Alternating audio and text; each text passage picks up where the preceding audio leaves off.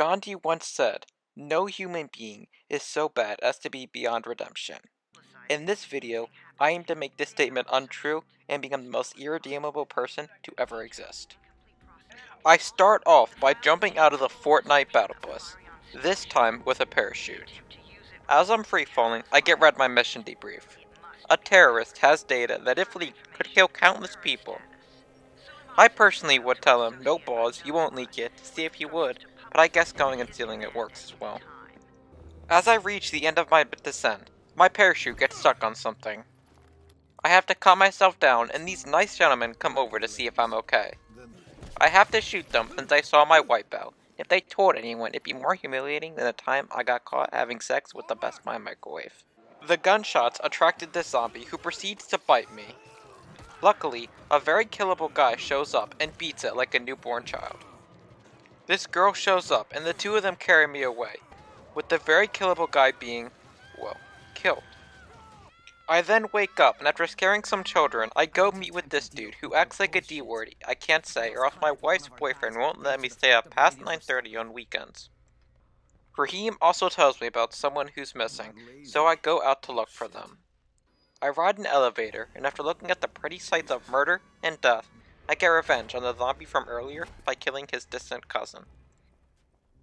I also find this loser who was injured pretty badly. He wanted me to go get some gauze, and more importantly, alcohol. It was only 2 o'clock in the afternoon, but I guess it's 5 o'clock somewhere. After searching every nook and cranny, I find some. However, the injured loser decides to use all the alcohol for useless stuff, like cleaning his wound so he doesn't die. If this doctor didn't show up, he'd be even more dead than that zombie. Once I finish up there, I go and change into a tuxedo. This might not seem like a good idea since I am in a zombie apocalypse, but the drip always comes first, no matter what. After making sure that if I die in fashion, I head up to the roof, and after walking across this crane, I jump into The Last of Us Part 2. I then do an obstacle course that was so easy that it was probably designed for Raheem. I then leave the tower, and just like when I step outside in real life, I'm immediately swarmed by my fans. And tax collectors. After getting my flu shot, I talk to this guy who gives me my first actual assignment. A team would be going out for supplies tonight, and it was my job to arm traps in order to ensure their safety. After grabbing some firecrackers to throw at the elderly, I set off to arm the traps. I arrive at the first trap, and after I pretend to activate it, I get a call from Jade, who was the woman who saved my life earlier. She told me that someone was in danger, and was up for me to save them. I set off to his location, and after playing whack-a-mole with these zombies, I accidentally hit the person that I was supposed to save. He wasn't able to survive a lead pipe to the head, but that's okay, because I was still able to complete his mission of establishing a safe house. Once finished with that, I went to the next set of traps. These two were surrounded by zombies. Luckily, they were distracted even easier than I was, and after throwing a firecracker, I activated the traps. I activated a few more traps, which caused the local power grid to go down. I went to go fix it, however this guy had his objections. I then defeated him without difficulty, not getting hit a single time. After pulling this lever and restoring power, I went to the shelter that I'd set up earlier in order to sleep. The bed probably had a couple of sexually transmitted diseases on it, but I was still able to sleep more hours on it than I do IRL. Once I finished getting my beauty sleep, I went and talked with Spike in order to see how the mission had gone. It went about as well as any mission that I had planned could go. Almost everyone was dead, and the only survivor was seriously injured. After I received that good news, I went and met with Brecken, who was the only survivor. He wanted to go back out and go on another mission. I personally thought it would have been funny, but Jade decided to volunteer me to go instead. She triple dog dared me as well, so I couldn't say no. After I passed the doctor smoking a cigarette, I went to go get the supply drop. The first one I found was guarded by 3 thugs. Jade said not to engage them, however I ignored her and engaged them in close quarters combat. These thugs were no challenge at all, and didn't give me any trouble, just like the big zombie from earlier. I then found a second supply drop, and after Spartan kicking 2 zombies, I opened it up.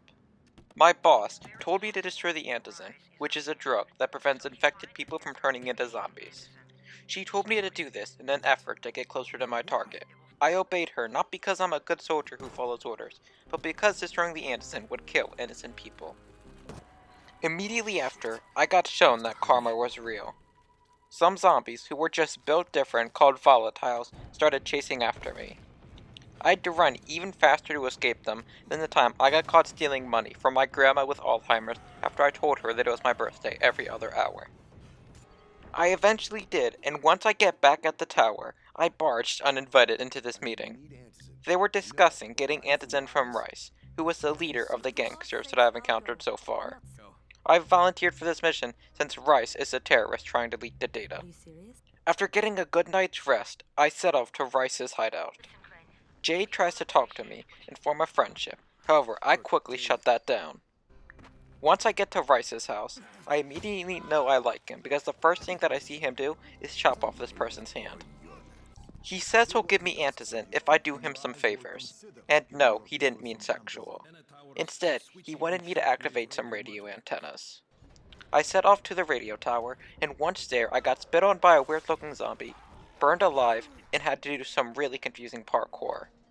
All this was for nothing, since this radio tower had all of its valuable parts stripped. On the bright side, I was able to ride a zipline. I found another 5G tower, and after some more annoying parkour, was able to turn it on and boost everyone's cell phone connection. I reported my success to Rice, thinking that was all I needed to do. It wasn't. My next task would be helping Rice enforce his rule over his, and I use this term loosely, empire. I leapfrogged my way over to the first settlement to collect the money. I found this defenseless old man there, and after I threatened to force him to spend an hour on Twitter, he gave me the money. I then went to this tunnel in order to meet with a courier to collect some more money. I instead found a suicide bomber zombie that tried to blow me up. Just like he failed at living, he failed at that. This one didn't though. I made my way to the second settlement, which some zombies were loitering at.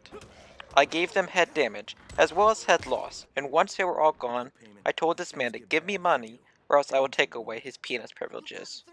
That worked, and I set off to the third and final person who owed Rice money. The third guy I threatened with having to watch the Star Wars sequels. He gave me the money pretty quickly after that. Bracken then called me and told me that I needed to hurry up with the Anderson since people were dying. So I took a quick detour. I found this man who was minding his own business. So I threw a pipe at his head and acquired a military-grade rifle, which I had no intent on practicing proper gun safety with. I then did the coolest jump that you'll see all day and reported back to Rice to give him his money. In order to reward me for my hard work, he gave me only 5 Anderson. He said he'd give me more if I brought him Jade, so he can force her to fight in an arena. This was a tough decision for me. On one hand, if I brought him Jade, she would die, which is good, but not bringing Jade would kill a lot more people, but leave her alive. I would have to think this over. I went back to the tower, where I was told the good news that my inability to acquire Anderson had gotten people killed, children included. Delighted with that, I went to go talk with Bracken, who had just lost his Minecraft dog. Jade then called me and told me she might have found where Rice had all of his Antizin. I agreed to help her raid his storehouse, since there was a chance I could kill 2 birds with 1 stone, and take out Jade and still cause everyone else to die from the lack of Antizin. There is no time to waste, so I wasted time by unaliving some zombies, and then creating bullet-sized holes in some more zombies. Once I wasted enough time, I met up with Jade, who was hiding in a train car. We stealthily approached his school, and after watching a dude get shot and doing absolutely nothing to help him, I started my approach. I climbed to the roof, and after ninja starring an explodey dude, I entered the school. It had normal school things like lockers, dead bodies, desks, and people impaled to walls. Some people were also still living. I quickly changed that. Once I finished with that, I made my way into the basement, where after I got my socks wet, I searched his crate and found some explosives. I ordered Jade to take them back to the tower, and after I killed some incapable henchmen, I followed after. Outside the school, I found this weird zombie who just looked at me and then dipped. Apparently, I was just too handsome. I then went back to the tower, where I made sure that he knew that the explosives were mine, and not his. Once I finished being greedy, I talked to this doctor and told him about the weird zombie. He wanted me to collect a flesh sample, probably so that he could make it into a fleshlight, which would have to happen in the next episode. If you liked this video, leave a like to show your support, and if you enjoy my content, subscribe, so you always see when I upload. Thank you for watching, and God bless.